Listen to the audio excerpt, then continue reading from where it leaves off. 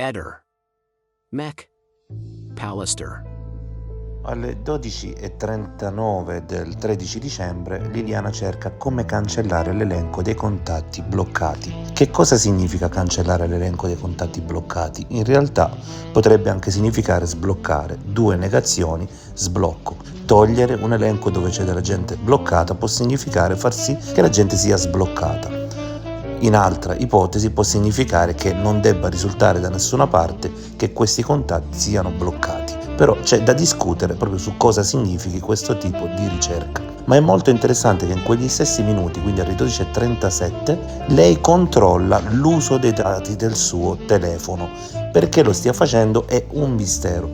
Potrebbe significare che teme che qualcuno stia usando il cellulare in sua assenza, può essere che con delle app controlla il consumo, quando riprende il telefono vede che il consumo è superiore al momento in cui l'aveva lasciato. E allora cosa può pensare?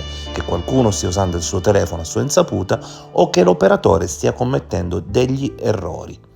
Infatti alle 12:55 dello stesso giorno nuovamente controlla l'utilizzo di dati del suo telefono. Potremmo pensare a un backup, ma potremmo anche e soprattutto pensare a un'app che gestisce proprio questo tipo di situazione.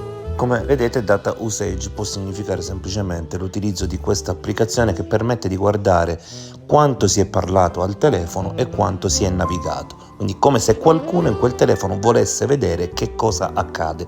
Ma c'è da capire naturalmente se questa è un'operazione che fa Liliana o se fa qualcuno quando Liliana posa il telefono. È un minuto particolare per questo telefono perché negli stessi istanti avviene un'altra ricerca.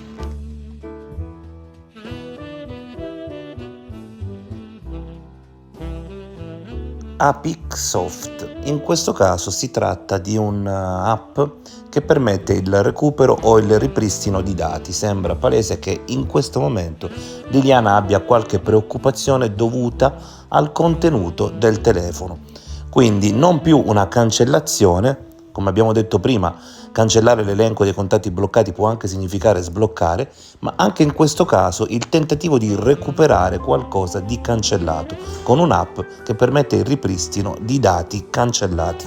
Se è vero che Liliana aveva il vizio di cancellare le cose che faceva dal telefono, a partire dalle chat, è anche possibile che qualcuno, nel dubbio di cosa le facesse, possa prendere quel telefono in sua assenza e tentare di recuperare ciò che è cancellato proprio per vedere che tipo di attività svolge Liliana.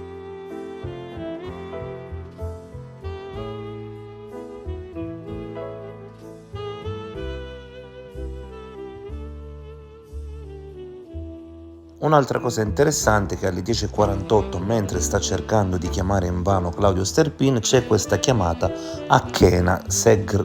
Kena si occupa di trasferimenti di chiamate anonime, ma è anche un servizio dato da una sorta di brand di team che permette la navigazione, quindi potrebbe anche tentare di contattare Kena perché vuole cambiare operatore. Siccome il giorno dopo andrà alla Wind, questo ci potrebbe fare pensare che c'è qualcosa che non la soddisfa nell'utilizzo del cellulare e della connessione, ecco perché fa quei controlli ad esempio con data usage per vedere il consumo dei suoi dati.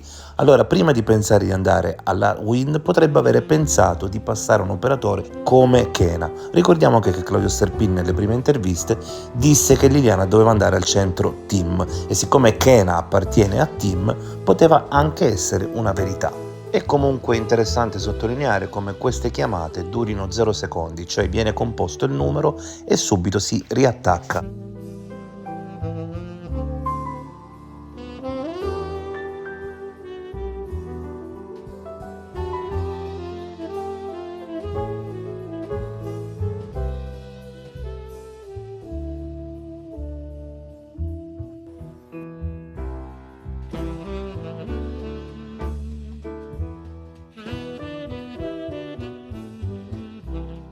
Ehi, non dimenticare di iscriverti a questo canale.